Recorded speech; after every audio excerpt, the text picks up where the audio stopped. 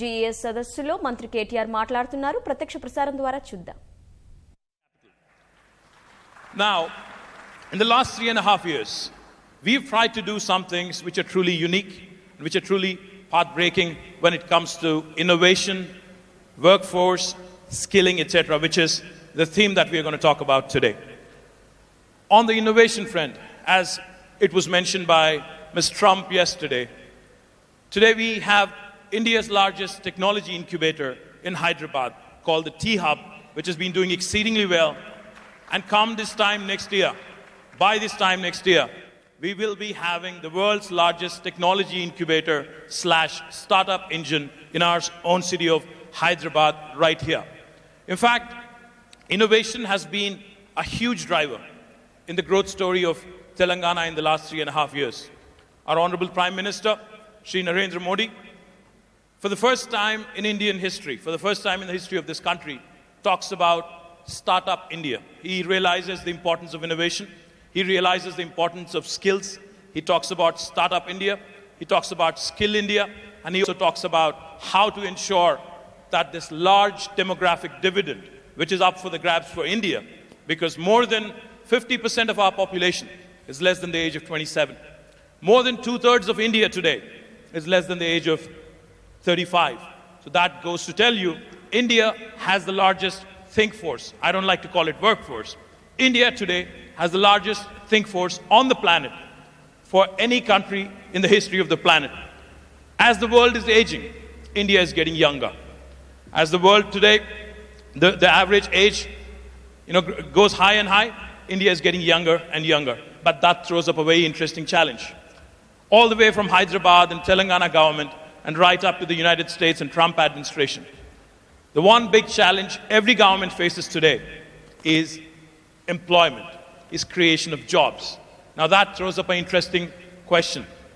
How do we ensure that this so-called demographic dividend is completely harnessed, is completely leveraged by the governments? The human capital, how do we harness it? How do we ensure that this innovation and knowledge economy, how do we keep going?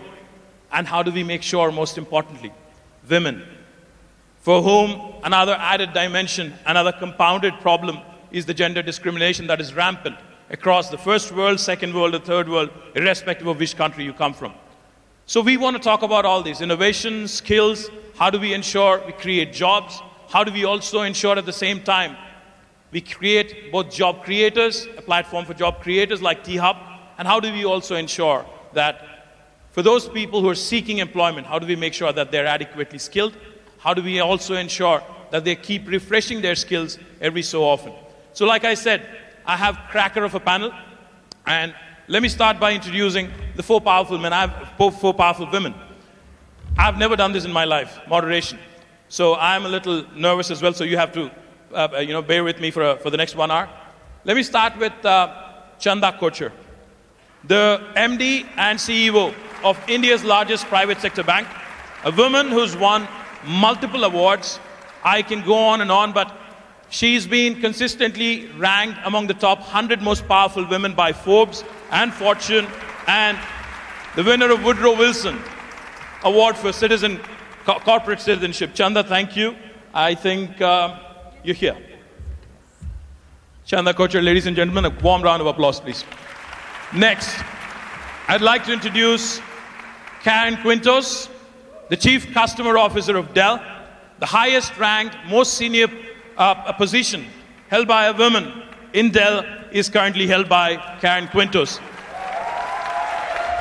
Karen works very closely on the board of Dell, the highest and the most senior most position, the executive position with Michael Dell and the entire team. So welcome, Karen. Next we have a woman who's extremely popular, who's done significant work, who's been a tremendous pillar of support to a former UK Prime Minister, Prime Minister Blair, Sherry Blair of the Sherry Blair Foundation for Women. Ladies and gentlemen, please welcome her with a warm round of applause.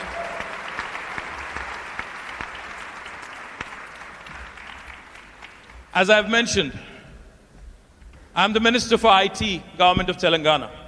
IT normally stands for Information Technology. But for the last 1 month and more so in the last 1 week, IT also in Hyderabad means Ivanka Trump. The lady herself is here, arguably the most powerful woman in the world. Warm welcome to Miss Ivanka Trump. With a warm round of applause, please.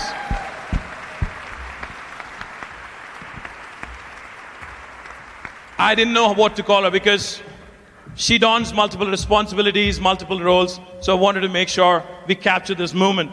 We have a banker, we have an advisor to POTUS, and many, many other things also. We have a lawyer, and then we have a chief marketing and chief customer officer. So welcome, ladies, and then we can get started. Thank you very much. What a group. Good morning. It is a bunch of really, really energetic people at 9 a.m. in the morning. Do you guys need more coffee? Well, this is a great panel. Thank you, ladies, for joining me. Let me start off by posing one question, and let me start off with Chanda. Chanda, you've donned multiple roles. You've been rated as one of the most powerful women in business by Forbes, by Fortune. You lead India's largest private sector bank. You're among the top 10 most influential businesswomen in the world. Let me ask you, what does it take really to ensure that you break through the glass ceiling, you work through whatever it is that is required to make it right to the top in the corporate world? Well, I think it's a combination of many things. It's what you yourself as a woman desire and want to achieve. It's what, the encouragement and support that you get from your family. And it's the entire ecosystem in the organization where you build your career. So let me start with the ecosystem first, because I think, I was very fortunate to be part of an organization that has always been a merit-oriented organization. And that gave all of us the comfort and confidence to say that if, even as women, we put in hard work, we'll be recognized for the work that we put in. We'll be given the next promotion or the next responsibility based on your capability and will not be discriminated against just because you were a woman. Well, beyond that, I think, it's about the woman himself or herself in that sense. Because, I have seen that women are actually sometimes even more capable and more intelligent than the boys that we recruit. I agree. I completely agree. But at the same time, we tend to give up when it's the most difficult time in our life stage, which is when we are starting our families. And I think that is the time when women need to decide not to give up. Because if you do not give up at that time, then you are able to continue for long. And I can later talk about what ICICI as an organization has done about really making life comfortable for women at that life stage. But I think that is very important. And I feel that at that time, it was I who believed that I want to do this because it's my desire. I'm not doing it because someone is forcing me to do it. And I think that conviction takes you through the period. But beyond that, I must say that, your family, your larger family, has to be a part of your growth and progress. And it's not, as mundane as saying that they're supportive of what you're doing. I think that's actually putting their contribution in a very mundane manner. I think what gives the woman the inspiration is the joy and pride that your family feels in your every step. And that is the biggest driver and motivation for women. Fantastic, fantastic. Let me go to Karen quickly. Karen, Chanda represents the Indian corporate sector. She's an Indian woman who's made it right to the top, and she's worked her way through. How different is it in the United States? You've worked prior to Dell at multiple organizations, and you've been with Dell for the last 17 years. As I've mentioned, you're the top most ranked women in Dell right now. How difficult or how easy is it in the United States or the first world for a woman to reach right up to the top and to do what you've been doing? Well, first of all, I agree with everything that she said in terms of what it takes to be successful. The confidence that you have to have in you and your capabilities and what you can do and what you can enable, I think, has a huge impact. And I couldn't agree more on when you reach those difficult times and you feel like giving up, is when you actually have to stay the course, because as a mother of 3, 2 of which are daughters, it's unbelievable how much of a role model you can be as a successful woman in helping them and their friends and the larger kind of community and being successful. You know, candidly, I'm actually quite optimistic about what is happening now in this area. I think we all agree the numbers are not moving as fast as they need to be moving, but the amount of support that we are seeing in companies, CEOs, the White House, various other public and organizations in the support around getting more women into leadership roles and enabling that, I think today is remarkable. So it's still tough. I mean, there's still a environment out there that is really conducive to men, candidly. And I think through policy change, through culture change, through having great leaders step up and really want to change the game when it comes to this, I'm actually optimistic that over the next couple of years, we're going to continue to see some real momentum. Great, great. Then we go to Sherry. Sherry, for those of you who are unaware, mine is the famous surname. She was a lawyer back in 1976. She started her own law firm. And for the first time in the history of Britain, she was the first wife of a prime minister who had her own career. I think that was the first time that has ever happened in British history. So Sherry, how difficult was it to be in the limelight and also to have your own career? And I'm sure there must have been a fallout, there must have been a few issues that emanate from it. So let's talk about it. And how difficult is it, again, to be in the spotlight again and to fight it out through your own career? Well, I think that, first of all, one of the reasons I was the first spouse of a prime minister to actually have gone to university, and that includes Dennis Thatcher, who didn't go to university, by the way, is just a generational thing. My predecessors, if you like, were of a different generation where girls didn't get educated. In fact, Dorothy Macmillan, the wife of Macmillan, the Prime Minister, actually told her daughter that she shouldn't go to university and stopped her going to university because she said all she needed to do was to know how to run a household. So there's a generational thing and a change in what we expect from women. What was it like holding down a full-time job as well as being married to the Prime Minister? Well, I didn't think after 20 to 25 years in my own career, where I'd worked when I had 3 children under 5, when I was essentially supporting my husband as he went on his political career, why would I change my job just because he had changed his? Now, this did cause... Absolutely.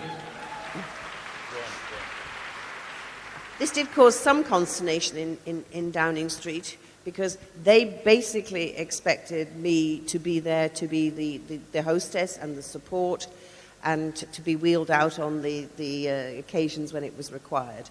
And I did all that, by the way. But one of the things that enabled me to carry on with my career actually was IT.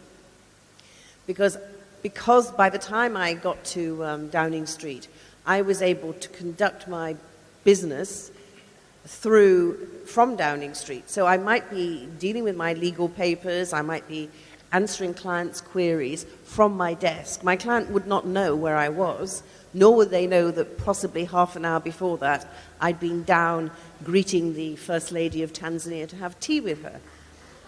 Now, I couldn't do that without IT, and that made a huge difference to me, and it's why when I left Downing Street and I was thinking, if IT makes such a difference to a fortunate woman like me, surely there must be opportunities for using IT to bring advantages to women entrepreneurs across the world. And that's one of the missions of my foundation, which is to help women with what we see as the 3 C's that they need for growing their own business. And the 3 are, we've mentioned one already, confidence. Because too many women are told what they can't do, not what they can do. The second C is capability, capacity, it's training, it's women, again, don't get the same access to education across the world as men do. Business is partly instinctive, but partly it's about knowing how to run things right, how to read a spreadsheet, how to build a business plan, how to make the right sort of pitch to get the sort of money that Chandra will then loan you, the whatever capital that you need. And the third one is access to capital. And capital is a big issue for women entrepreneurs, and I know there must be many of them in this room that know only too well that when it comes to getting the money to grow and expand your businesses, it's very hard to move the needle, to get beyond the skeptical, often male officers in the banks who don't actually really believe that a woman can succeed in business. And so we work with our women to build those things, and we do that by using technology. And finally, I'd say this, if we're going to do anything in this world, we've got to do something about men. All right. Yeah,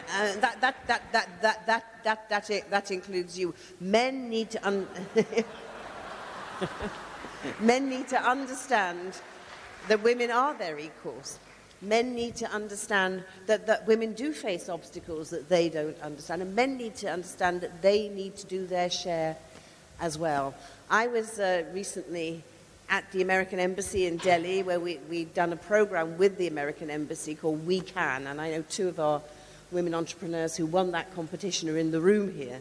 But we had a group of 25 Indian women entrepreneurs who came to present their business ideas. At the same time, the American Embassy had invited along some IT entrepreneurs that they had been working with, mainly men. And the women were talking about their obstacles.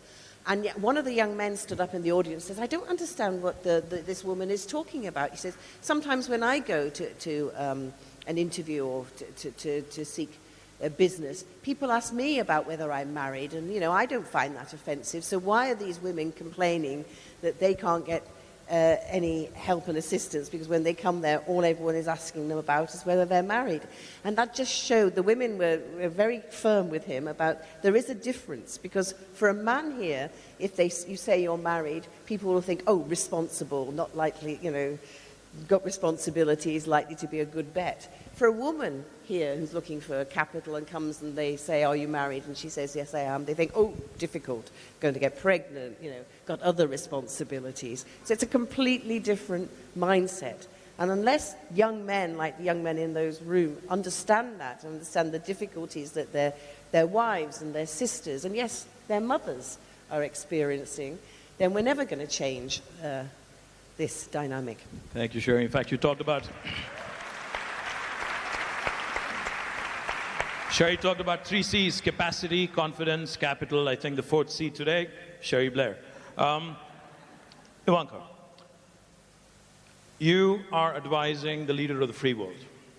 You have a unique opportunity to bring about a huge, drastic transformation across the world, especially from the women's perspective that Sherry so eloquently spoke about. In India, in Telangana, we do a bunch of things with the private sector as well. We work with Cisco in a program called Women Rock IT. We also work with Microsoft, another US company, in what is called as Girls in Technology. We also work with Facebook in what is called as Boost Your Business. We work with ICICI and a bunch of private sector players. My question to you is, how can a government, be it the United States or India or any other province in India or across the world, how can a government ensure that we do more in terms of policies for bringing in more women into workforce, ensuring that they're skilled, and also how can we work with the private sector in ensuring that we give a larger share to women, which is what we've been talking about. Well, thank you, and thank you for having me here today on this remarkable panel. So much of what was said was deeply inspiring, and I agree with wholeheartedly. So one thing I'd just like to throw out there is these aren't women's issues. We're half the population. So we have to just start thinking about them as critical issues, not women's issues. So the role of strong male voices in this conversation, to Sherry's point, is very, very important. Also, going back to something else you said, Sherry, I think one of the reasons we're seeing an explosion of women's entrepreneurship is because traditional workplaces often haven't worked for us. We are disproportionately providing unpaid care while also needing to support our families financially. In the vast majority of American homes now, all parents work.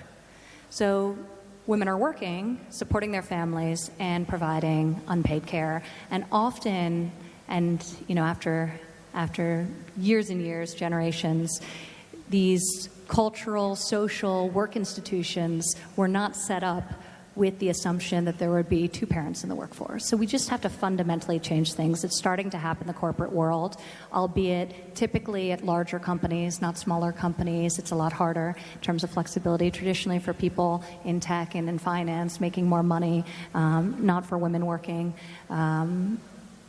at the lower income end of the spectrum. So I think that's where government policy comes in, and we need to start thinking about ways to support the modern workforce and the modern reality of dual income households. I think technology is a great driver of entrepreneurship because a lot of women are leaving and saying this doesn't work for me, and it's emboldening them to go out on their own. Technology is reducing barriers to starting new businesses. It's creating flexibility around schedule. So you can work just as many hours or more, but maybe you work some of them after you've put your child to sleep from your living room or from your kitchen table.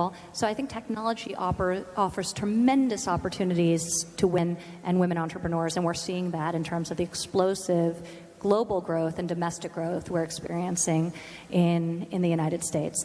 But going back to public policy, I think it's incredibly important we have policies that support the modern working family. You see in tax reform the expansion, the vast expansion of the child tax credit, recognizing the massive investment parents make into their families at a time when wages have stagnated for so long, and working parents really need relief.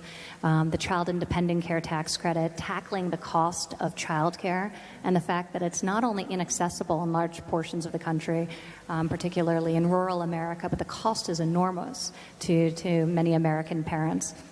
And they're unable to afford to provide high-quality childcare. So that's another issue we're addressing. So you see some of that agenda coming to life through components of tax reform. And coming into the new year, you will hopefully see it in a national paid family leave program that we're working hard to build coalitions of support for. The president included it for the first time ever in his budget this year, paid family leave, maternity, paternity, adoption. And I'm very encouraged by that step, and we'll be working with Congress to try and pass what is a long overdue policy. So that's where you have public policy and many other things we're doing.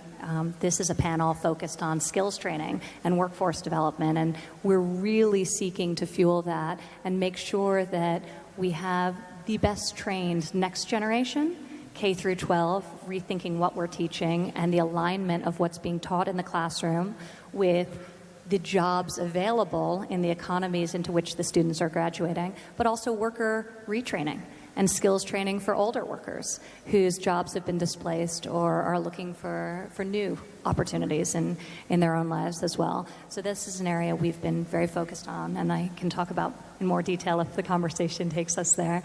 But you'd mentioned the private sector, and I can't say how important this is. I mean, it's really all innovation comes from the private sector. That's where it starts. That's where it originates. And government, and thank you to all of you out there and you incredible entrepreneurs who are taking some of the world's greatest challenges and obstacles, whether it's humanitarian aids or just providing a service better or reinventing or inventing a new idea. So it's incredibly exciting what you're doing. But government's role is to help fuel that, to eliminate barriers, to create an environment in which you can really accomplish your dreams and your goals. And we're seeking to do that domestically, and very excited about the work we're doing internationally to create opportunities for entrepreneurs and women entrepreneurs, especially in the developing world.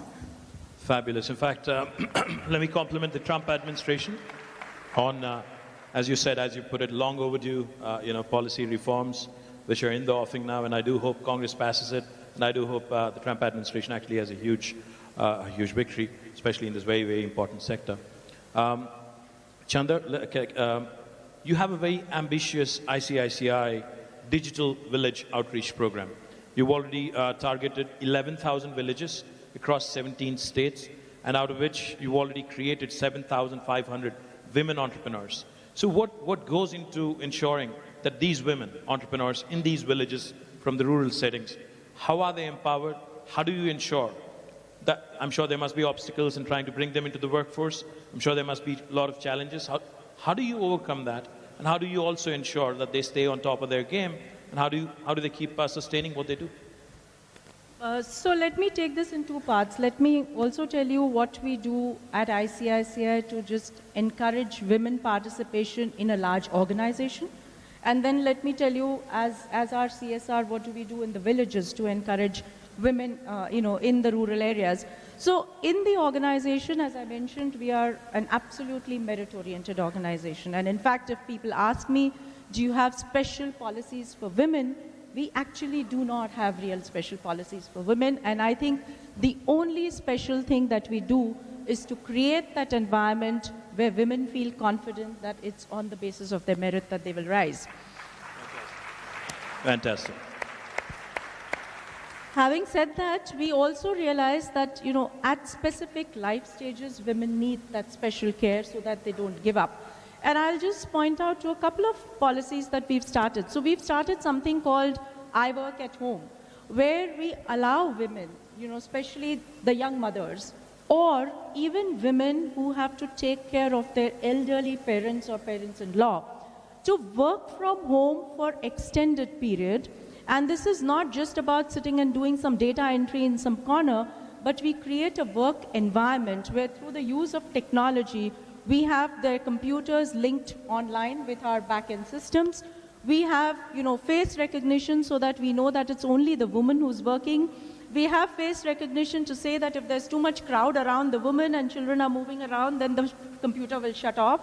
So in a way, we create a real working environment where over long periods, people can work from home and they do not lose out on their career progression if they're working from home. Fantastic. Fabulous. The other thing that we've started lately is actually to say that any mother who's got a child up to 3 years of age, and if that mother travels overnight for office work, we of course pay for the mother because she's going for office work, but we also pay for the travel of the child and the travel of a caretaker so that the mother can take the child and caretaker along. Fabulous. Fabulous. Chanda? So these are some of the things in an organizational environment. But coming to our skill training initiative, we've started a whole skill training initiative across India. And through that, what we've done is we train those underprivileged youth who are not able to afford higher education. For that, we picked skills which are actually relevant for this kind of youth. So we have about 24 training centers in urban and semi-urban areas in the country, plus around 500 villages where we have taken this skill training initiative. The training skills that we've picked vary from something like a tractor assembly and a tractor repair to electricals to dress designing, garmenting, web designing, and office administration and selling skills. And what we have seen is that as we take these training skills, especially to the rural areas, we have more and more young women joining these training skills. So I'm very proud to say that we train about 100,000 youth every year, and of that, 55% are women. Fantastic. A big round of applause, ladies and gentlemen. More than 55%. That's amazing. That's amazing. And this is what we were talking about before with really so much of the leadership happening in the private sector and government taking these great programs and fueling them and really bringing them to scale. So, some of the most successful examples of skills training we've seen when we've looked across the globe at various apprenticeship opportunities are when government teams up with industry or government teams up with technical schools, community colleges, creates curriculum, and then that curriculum is taught to students, and then on the other side, they get a job from a private sector employer. So really creating that ecosystem and making sure there's an alignment with the classroom skills and a curriculum that will actually lead to a good paying job and a lot of it's outside of the traditional 4-year college track.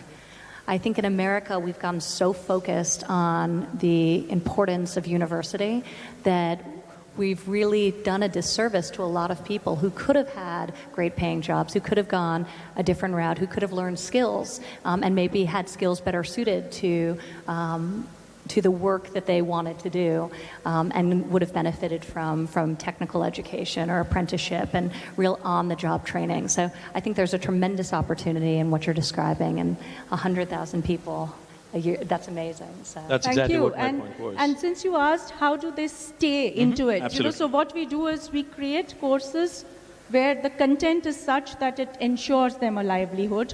What we've done in the digital villages is that we've actually digitized a whole set of financial payment systems so that it becomes inclusive for people to actually carry on their financial transactions and not suffer for the lack of having a bank account and so on and so forth. Then we provide, after providing them skills, we provide them credit linkage so that these people are able to get, an ability, access to credit so that they can start a livelihood of their own. And we provide them market linkages. So we link them either if somebody's learned garment manufacturing, then we link them to the garment factories around the village so that they get a constant source of business. Or if somebody's learned office administration, we link them to the companies so that they get a job. And therefore, this 55% women who are part of this initiative, almost 95% today are standing on their feet and earning some livelihood or the other of their own. Brilliant, brilliant. That's a great story. Yeah, and That's what a we've fantastic seen story. is that this gives them not just an economic confidence, but it actually gives them a confidence of investing back into their families, into their villages, because I again believe in this phenomena that, you say that if you educate a man, you educate an individual. But if you educate a woman, The entire you family. educate a generation. Absolute generation. Well, 55% plus employment in the rural economy. Let me go back to you, Karen. In Dell, you're leading a couple of very interesting inclusiveness and diversity initiatives. One which is called as Women in Search of Excellence, WISE acronym. And then you also have another very interesting program, Men Advocating Real Change, or MARC. You want to talk about it a bit more? Sure. I mean, this is an area that is clearly near and dear to us, and I'm sure is important to everyone in the audience. You asked the question, what are companies need to do to get more women into leadership roles and help with skills? We launched a couple of years ago unconscious social bias training.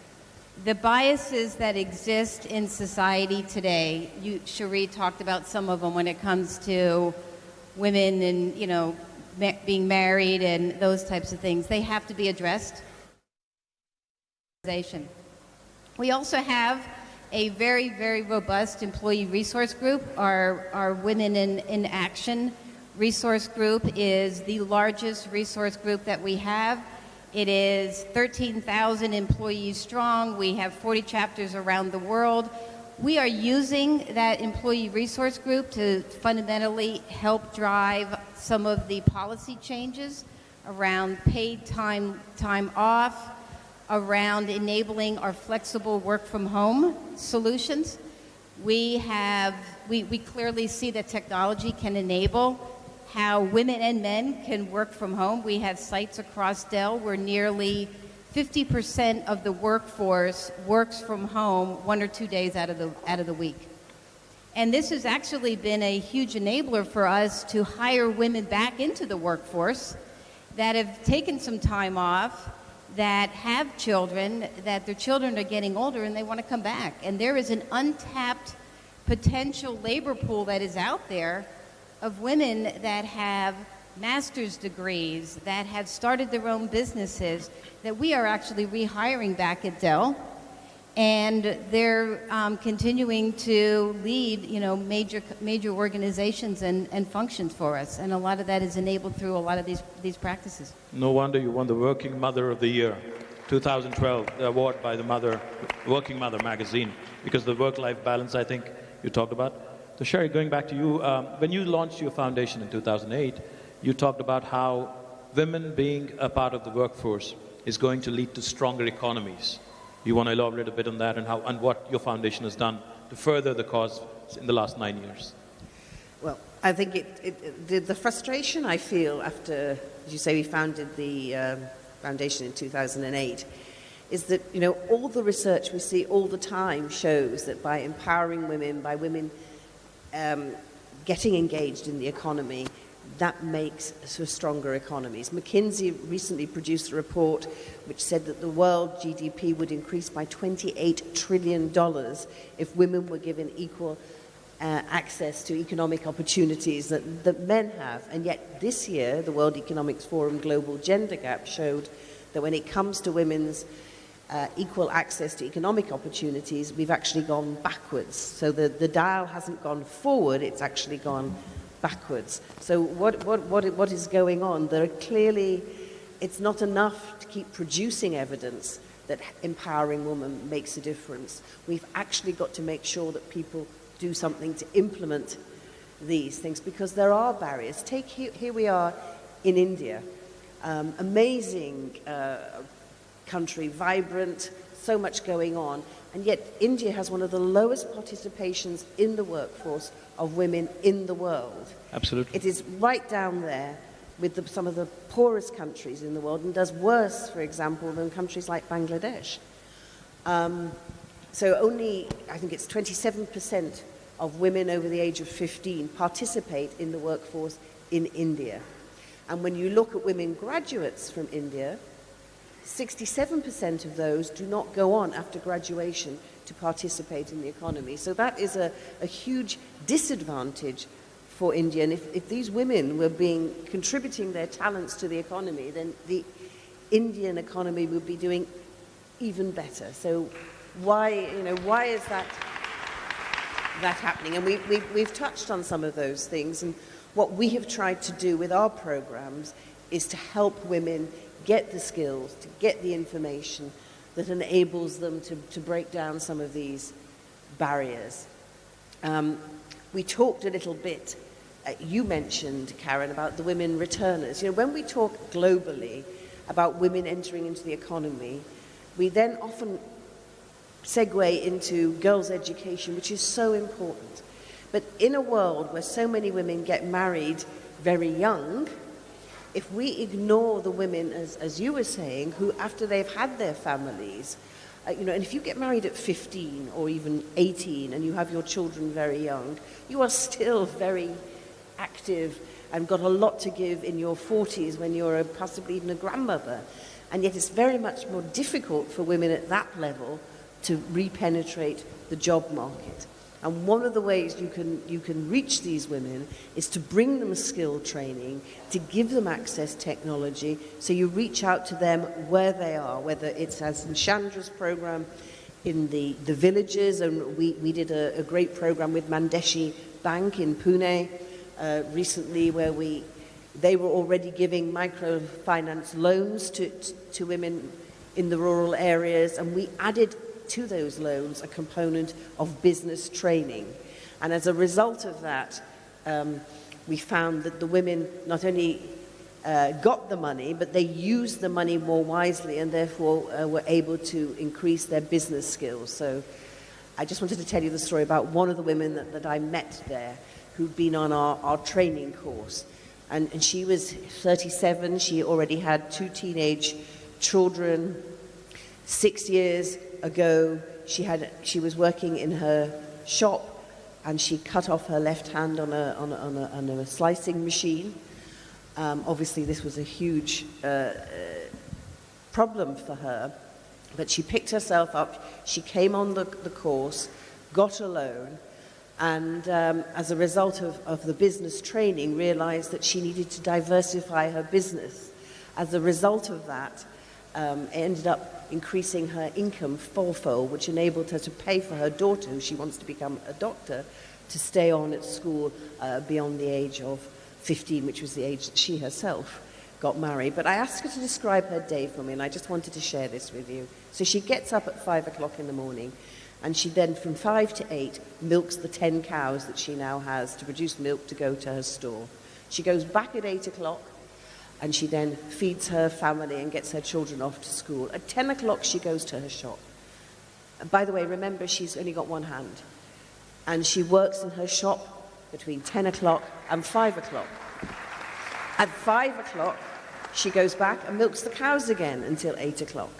And then at 8 o'clock, she goes home and she feeds the family again and prepares for the next day, and she goes to bed again then at 11 o'clock at night in order to get up again at 5 o'clock in the morning. That's a woman who is absolutely devoting herself to getting the best out of herself and her family. And she's the sort of woman that by supporting and the fact that she's done so well has increased her prestige in her village as well. So, these are the sort of programs. Now, the other sort of thing we do is for a different level of woman entrepreneur, and we have what we call our blended learning training programs. These are like 3-month mini MBA courses.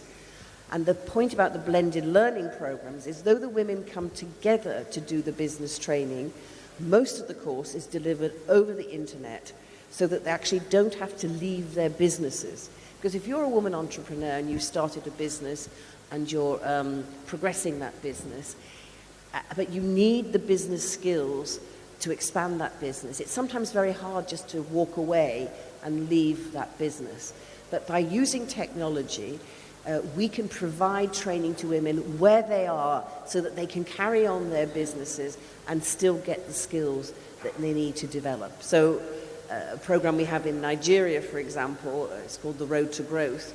One of the women on that program who did our course, for example, was a psychiatrist trained in the UK. She came back to Lagos to start a mental health clinic.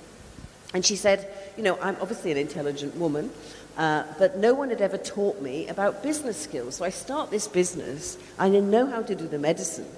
But, then it's a question of, well, how do I manage my finances? How do I manage my staff? How do I present a business plan? And so the blended learning training gives women these skills, but doesn't require them to have to go away for weeks and months on end in order to be able to do that. So we have to find practical solutions to help women who are earning money now do better at what they do without requiring them to have to make the sort of sacrifices that they can't actually make by giving up their businesses altogether. Absolutely, practical solutions. Can I just add one thing to Cherie, because it's actually an example that you all can see here at GES, and it speaks to how do we help connect women, and in particular women entrepreneurs, up to the skills, the training, and everything that they need. One of the things that we discovered years ago as part of the work that we've done around women entrepreneurs is access to capital, access to mentors, access to skills, access to expertise that exists out there. And through technology, we built this platform, and you can see it in the Dell booth, called Alice. So think Angie's List for women entrepreneurs. It's built on a technology platform.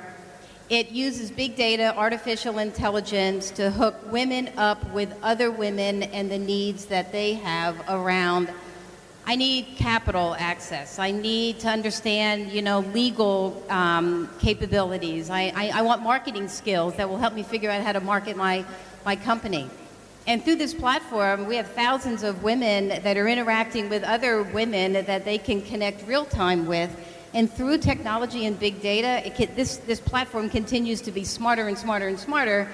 And our goal is to enable millions of women that can get the access to the skills, the training, and everything that Cherie and her foundation are helping to enable. So I think technology can really, really help there. Technology, practical solutions, sacrifices, and the work that your foundation is doing. My compliments. Let me turn back to Ivanka. Ivanka, a McKinsey Global Institute study shows that if we are able to close this workforce gap by 12%, we would actually be increasing the world's GDP by 25% by 2025. And it also, another interesting fact that this throws up, women in top leadership positions and boards actually enjoy greater financial returns. So was that a conscious choice to run your entire enterprise, Ivanka Trump? with all women leadership and completely run by women. Was that for the bottom line? Was that to make sure that you have more women in the right positions, or how do you go about doing this? Well, I think today, empirically, we know that having equal representation, gender representation, having diversity is a positive. It's financially beneficial to business. And that's what's pushing corporations, not just a social responsibility, but a fiscal responsibility to their shareholders. And that's what's pushing businesses to diversify at a faster rate than if they were doing it for some other motivation. So that's exciting. And we're seeing all the studies, we're seeing all the data to support that very fact. So I think the key, and we've covered so much ground here. We've talked about the importance of public policy supporting working families, women and men who work inside or outside of the home. We've talked about the role of technology and how that can connect people to mentoring opportunities, like the great work being done at Dell. We're doing that domestically at the government through programs such as SCORE, which have been very, very successful in getting private sector and getting successful men and women to coach and to mentor other young people or not so young people, who want to become CEOs as well. So taking programs like SCORE. We've talked about inadequate access to capital, which happens domestically, unfortunately, as well. When you look at our participation or our share of venture capital funding is minuscule, 3% last year.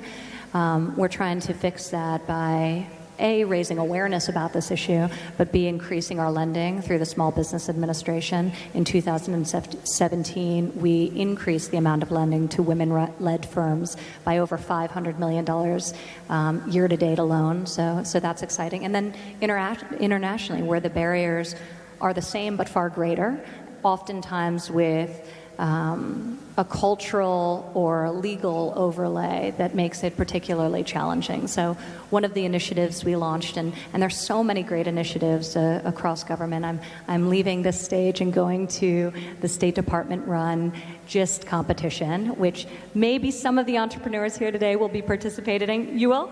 Amazing. It's a pitch competition to support investment in great entrepreneurs around the globe doing very innovative things. But there's so many different programs. But this summer we launched something that was very extraordinary. We were founding members with 14 other countries of a World Bank initiative called WeFi.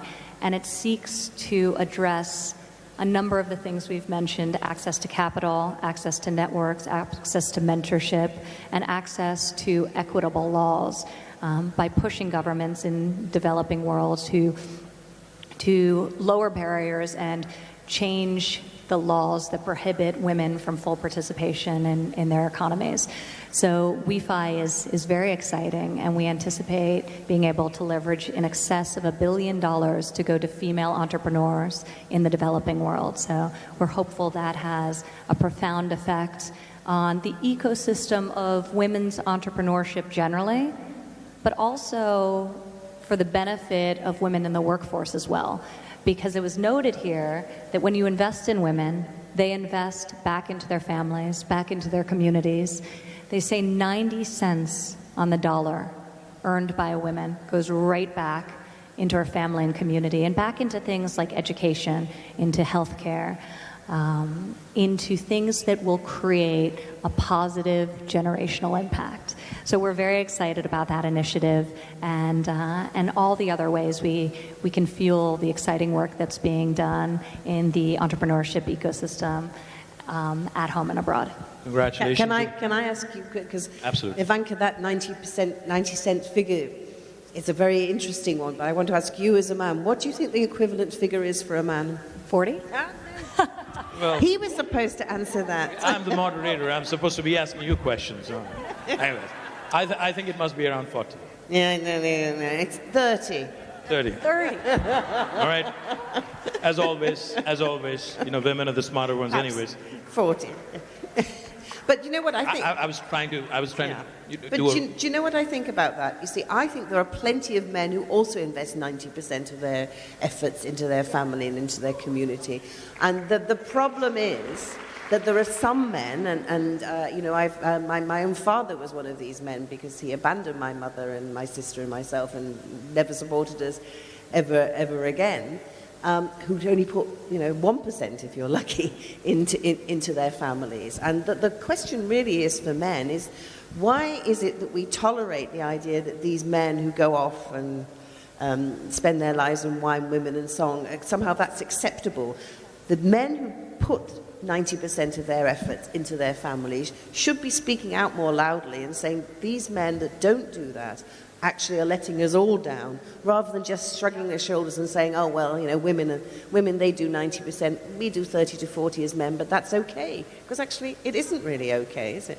It's true, and I think this is something, Sherry, that I'm glad you brought up, but I'm actually very optimistic about, because I see the landscape changing, and especially when you look at the next generation coming up. I think women don't view themselves as purely providing care for their families. They want to work. In many cases, they need to work to support their families.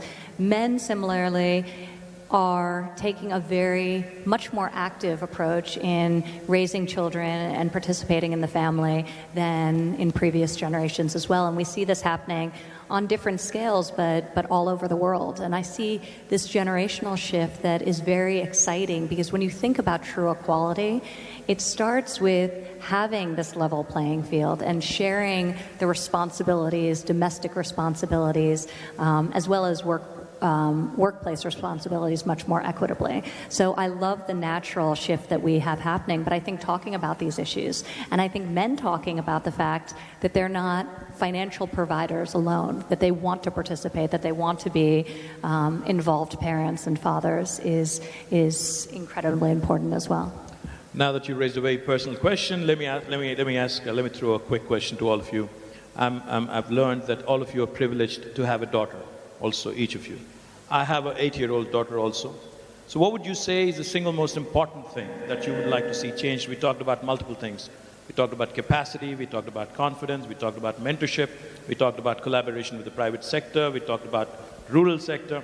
What is that one single important thing from a government and, you know, from the societal perspective that you would like to see differently, say, a decade from now? We'll start with you, Ivanka, and then we'll move on to others.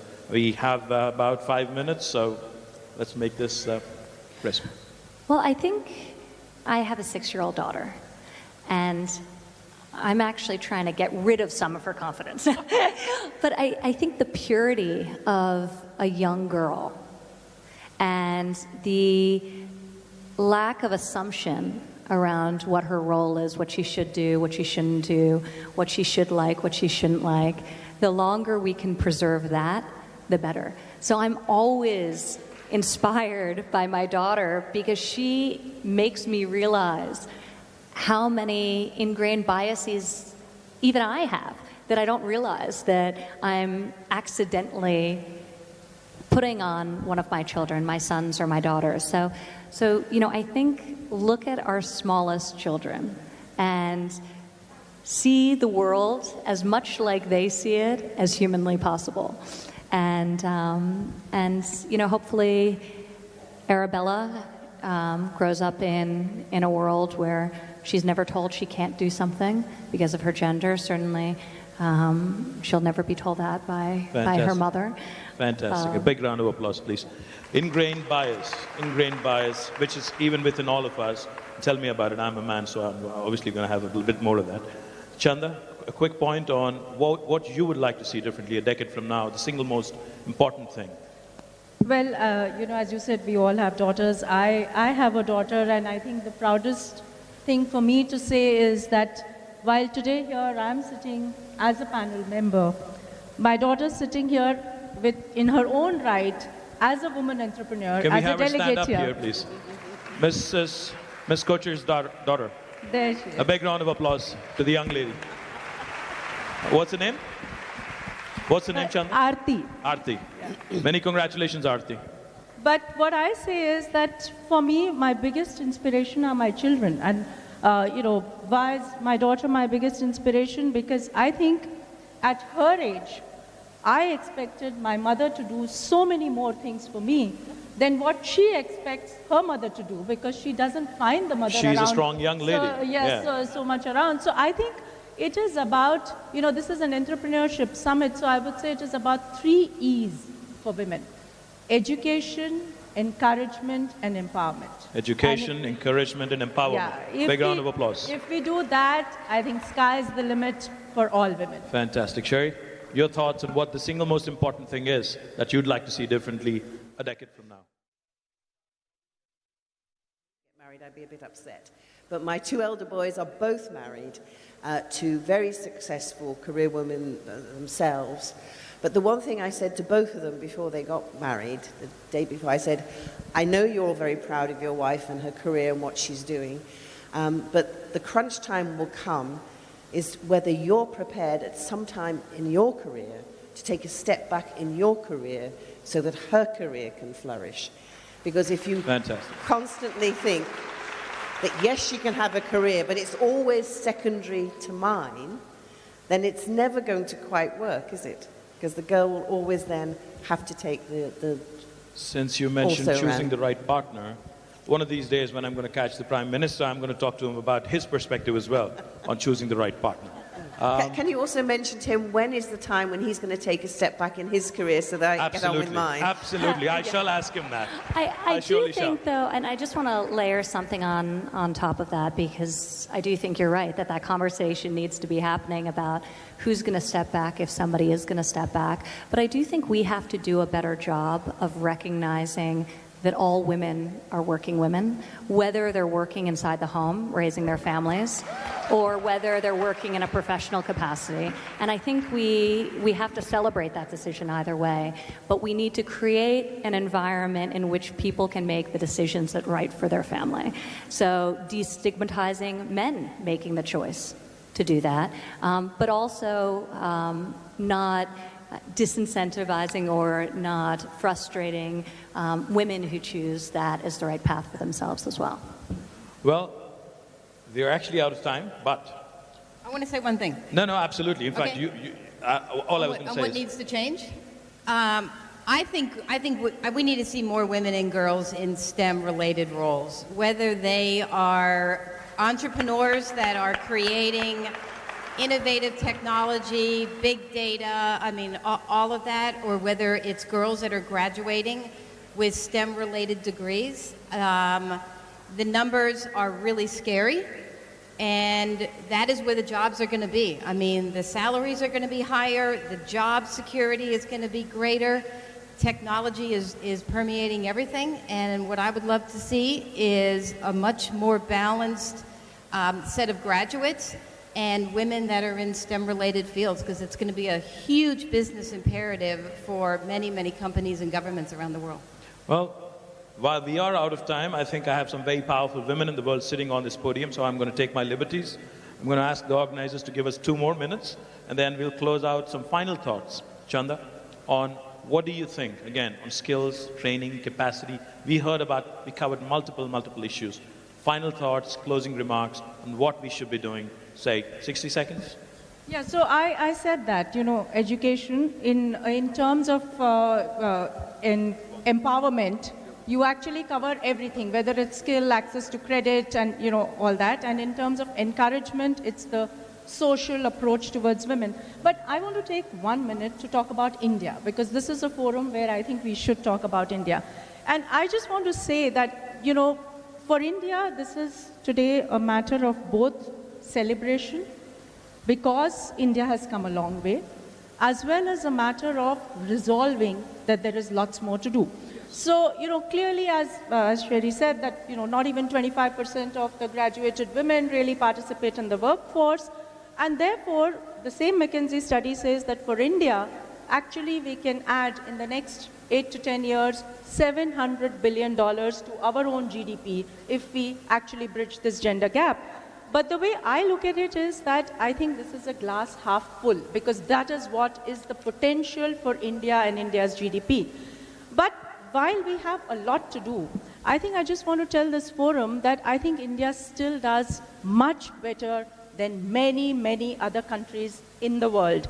And let me take, it's a wide spectrum.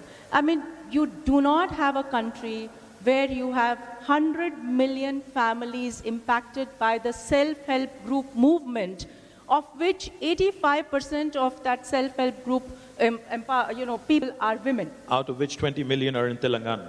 Yeah, yes, absolutely. So you move from there to the whole entrepreneurship thing. And I think India's economic structure is changing. It's no longer just a manufacturing or a services economy. It's now becoming an entrepreneurship economy, an economy of value chains, which gives women more and more enablement to create their own niche and to start their own careers. And what bigger testimony than to say that in India we are able to put up a platform where more than 50% participants are women today, sitting right here. Fantastic. Big round of applause to the ladies, the women entrepreneurs who showed up at the Global Entrepreneurship Summit. And then let me take this little further to say that it's India that has produced, sportswomen in fields that get us medals and, things like wrestling and gymnastics, which were so far, typified as being men's sports. Today, India has women fighter pilots in the Indian Air Force. Today, it's Indian Navy that has started an all-woman circumnavigation around the world, just as an expedition. Today, India has a defense minister who's a lady. Today, India has, senior ministers who are ladies, and there is no country in the world where 40% of the banking sector is headed by women. Lovely. That was a great note, great closing note from a banker. Ivanka? First of all, I appreciate the discussion and all the panelists for just a really great dialogue that happened here today. But I do want to follow up on something that Karen was talking about as it relates to STEM education particularly. Because when you think about the landscape in the developed world, where there has been better access to capital, certainly, than in the developing world, and more progressive policies to support working families, in some cases better than others. But there has been a stagnation in terms of closing that gender wage gap. And it's really sort of persisted and stayed, it closed, and then flatlined over a decade ago. And it stayed that way. And when you really break down the reason for that and what's causing that, it's women traditionally have in fields, and when you look at industry segmentation, you have a lack of participation of women in higher growth fields like STEM fields, in computer science fields. And you also have an unfortunate circumstance where traditionally women dominated sectors of the economy are undervalued financially and are underpaid financially. So I think both need to be disrupted. We need to get more men into so-called women's fields, and we need to get more women into STEM fields where our participation rates are really abysmal.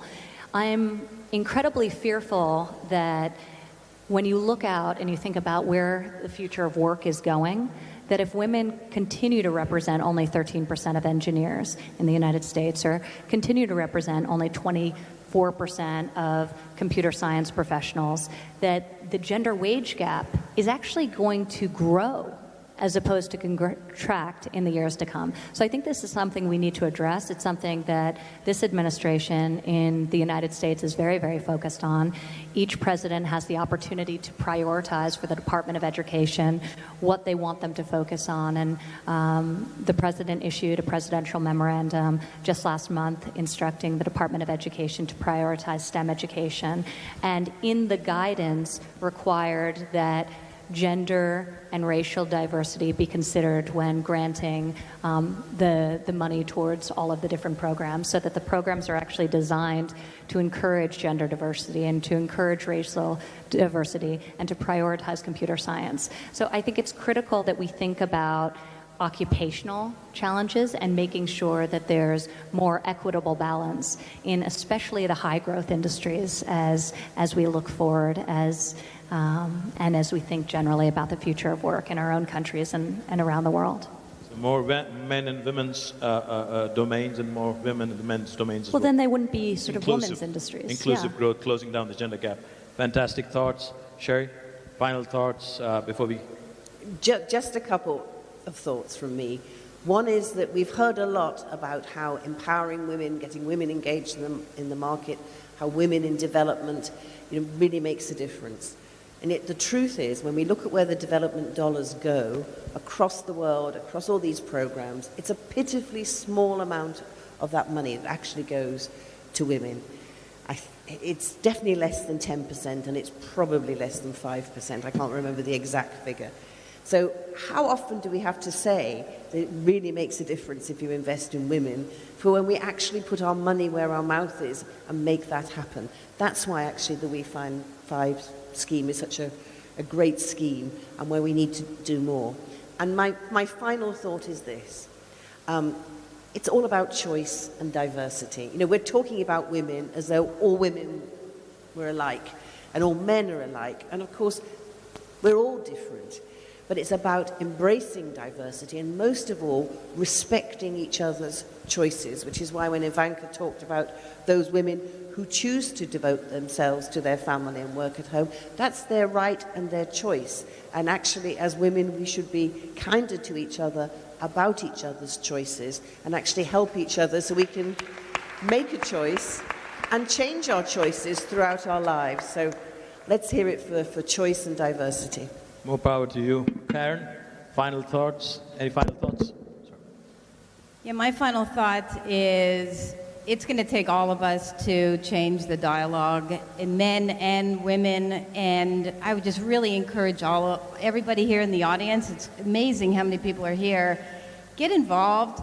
Get involved in changing the discussion, changing the trajectory, helping to invest in women entrepreneurs. Women cannot do this alone. We need men in the conversation, helping. And the world is a better place when we all come together with a common vision and collaboration and working together. And I think together we can do some amazing things. Fantastic. Like I said right at the beginning, right at the onset, we have a cracker of a panel. Chanda Kocher, Karen Quinto, Sherry Blair, Ivanka Trump. These ladies did not need me here. They only needed me as much as a fish needs a bicycle. But I think they put up with me. Thank you, ladies, for your wonderful, wonderful thoughts. Thank you so much for this lovely opportunity. Thank you very much.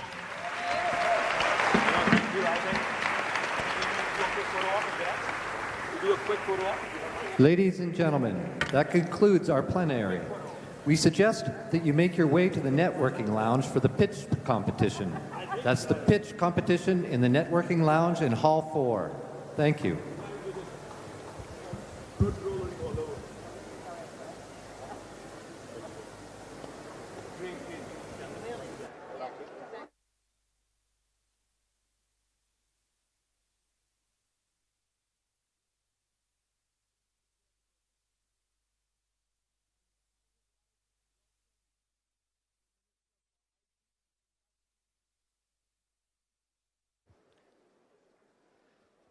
Ladies and gentlemen, we suggest you make your way to the networking lounge for the pitch competition. Thank you.